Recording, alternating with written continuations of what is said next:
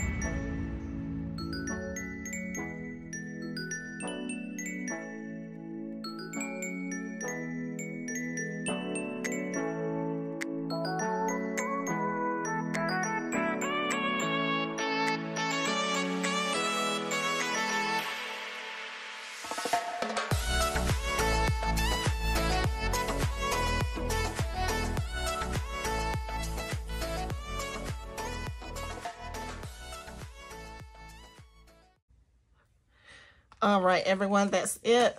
Let me go ahead and put these back on the desk.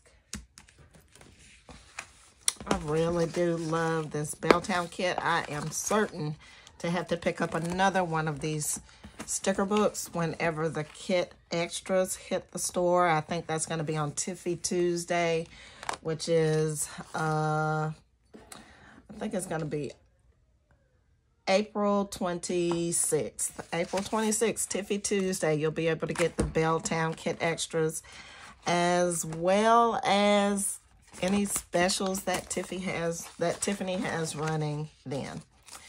All right, and so you know, guys, I'm gonna pull my Belltown VB pen for this spread. It is the best one to match. I love it.